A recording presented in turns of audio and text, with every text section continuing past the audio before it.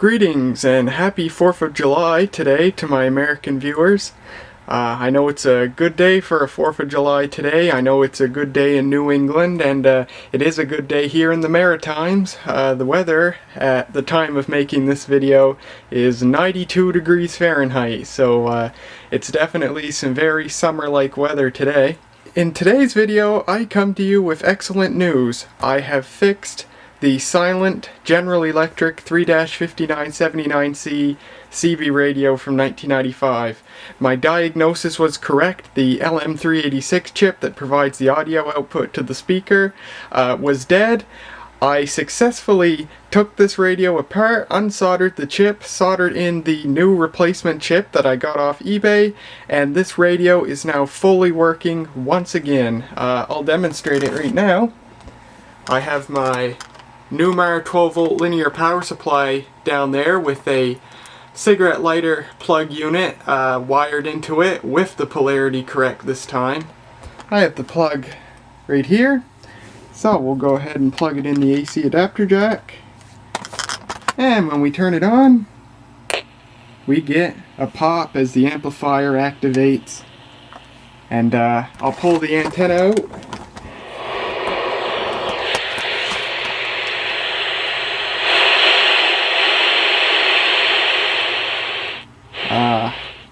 Never before have I been so happy to hear radio static. Yep, this radio is now perfectly working once again. I have listened to this radio since fixing it. It receives great. I can hear this radio, as far as I can tell, works just as good as it ever did. So I'm very happy now. I successfully fixed this new old stock radio that I got for Christmas, new in the package. Still not proud that I broke this thing in the first place, but I'm incredibly proud that I was able to fix it. Doing the actual repair wasn't actually that hard, and it wasn't that bad. The desoldering tool that I got, you may remember if you watched the last video, I said it was kind of finicky to use. It wasn't at all in this case. It worked absolutely excellent desoldering the old chip.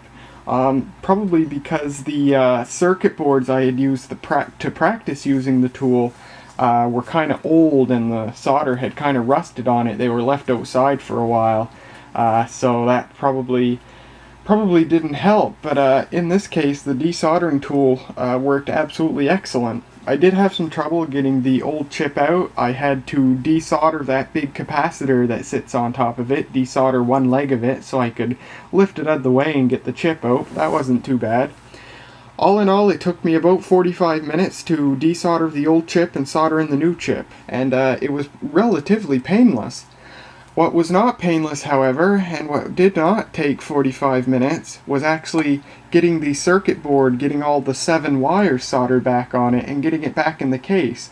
I spent, you won't believe this, 3 hours just trying to get the circuit board back in the case, getting all the wires soldered to it, and getting it to fit back in the case and everything back together.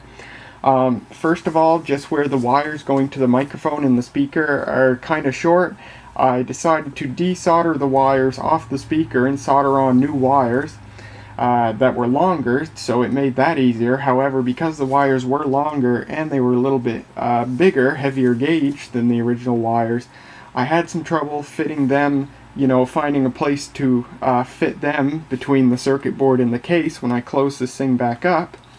As for the microphone, same thing, except I couldn't desolder the wires on it because they were hot glued to it. So I just soldered more wire onto the wires coming from it.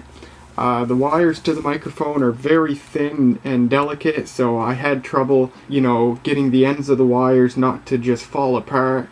But in the end, I did get those back together.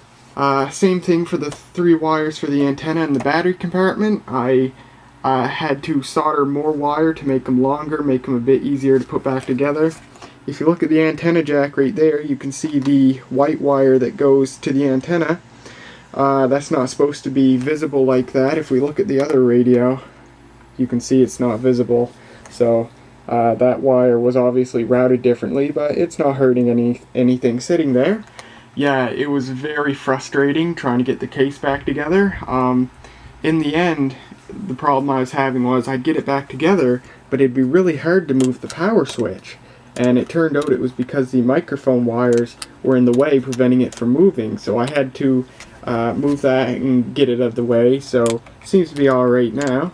Other than that, you know, I crossed my fingers putting it back together, not knowing if any of the wires would become unsoldered or pull apart or anything, but as of right now, everything's holding up, and this radio's working absolutely perfect. So I am really happy. All in all, it was a very successful procedure.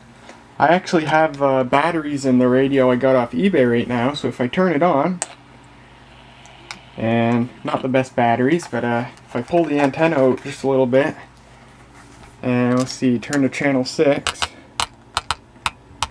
that should be 6, there, and just go to low power, and turn the volume up on this one, and I do a transmit, you should be able to hear me.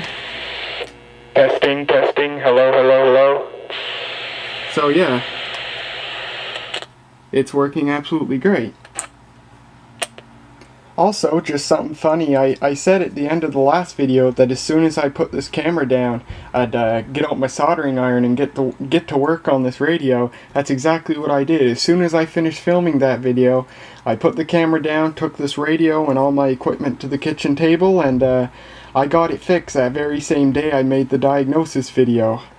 So, for your amusement, I have some pictures. I took many pictures throughout the process of fixing this radio. Unfortunately, something I did not realize that's actually been going on for a long time, my camera card has actually been going bad, developing bad sectors very rapidly, and I just found out today that several pictures on my camera card, even pictures going way back to a couple of months ago, have corrupted over time, so I've lost quite a few pictures on my camera card, and I did lose a couple of pictures I took of fixing this radio, but I do have quite a few still left, and so I'll show you those right now. To begin with, here's a picture of the radio before I started any work on it. You can see the old chip there. There's the solder pads of the radio, with the old chip still soldered in it. And here's when I started going to work using the desoldering tool, beginning to desolder the old chip. This picture was taken after the first round, so you can see some of the solder has been sucked out of all 8 pins.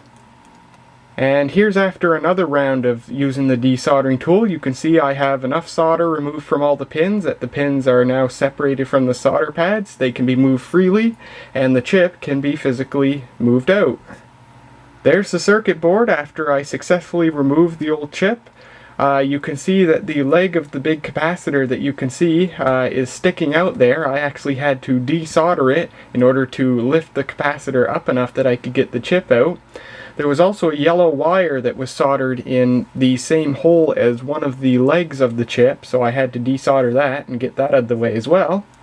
And here's the old chip. Now here's something interesting. It turns out that the old chip still had legible identification on it. It was just that the glue was, you know, black in color or something, I guess, and it was actually covering the identification. So when I got the old chip out, I had actually removed the glue from it, and I was actually able to read it, and I had feared this when I realized that the chip in this radio was an LM386, because there are actually 2 versions of the LM386, and the new chip that I got for this radio is actually the wrong version. The old chip in this radio was an LM386-4, which is a beefier version of the LM386. It has 1 watt of output power, and it supports up to 22 volts DC power input. The chip that I got to replace it was the more common and cheaper LM386-1, which only has 1/3 of a watt of output power and only supports up to 15 volts DC. So the chip that's in this radio now is indeed different and not as good as the original chip. However, I've used this radio quite a bit since I fixed it. It seems to work just fine. If there's any difference in the audio, I would say there's not quite as much bass in the sound as there is on this radio. So now I know for future reference that the chips in these radios is an LM386-4, the more beefier version of the chip.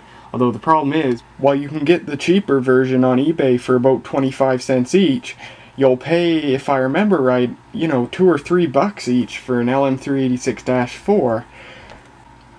Continuing on, here's the new chip ready to be put into the circuit board. There's when I kind of had the new chip, trying to wedge it in there to get it in the holes. It was a little bit difficult to get the new chip in there, having to fiddle around with it and bend pins so they'd fit in the holes and stuff, but in the end I did get it in. And there's the new chip in the circuit board just before soldering it in. There's another picture after I soldered it in, and you can see the yellow wire that goes on the third pin from the left side there. And after I got the new pin soldered in, it was time to test it. So I grabbed a speaker. Actually, I don't need to show you that picture because I have the speaker right here. I grabbed this speaker, which I got out of an old pair of battery-powered Koss speakers that they too had a bad amplifier. Unfortunately, I had those speakers around a year ago, I guess, and I didn't have the knowledge then that I do now, or else I could have fixed those speakers, because I believe they ran off an LM386 as well, and that chip was probably simply bad. But I did get this speaker from them. It's a nice speaker, rated for 3 watts, 8 ohms.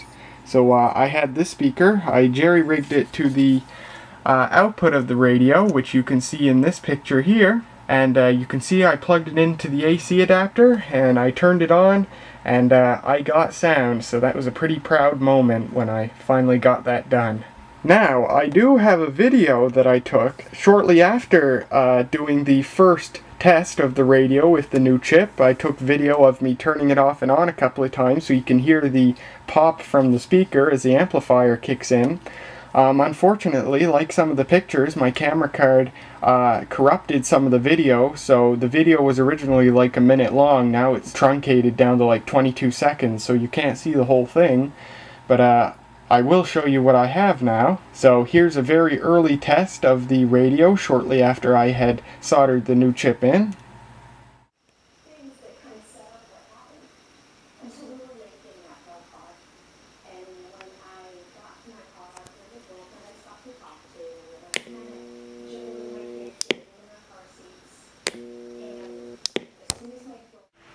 Well, that's all there is to show for fixing this thing. I was going to add to this video with more information I found on these radios, but after filming all that, it turns out that if I include all that, this video is going to be over 40 minutes long. So I think it's best that I just cut it off here.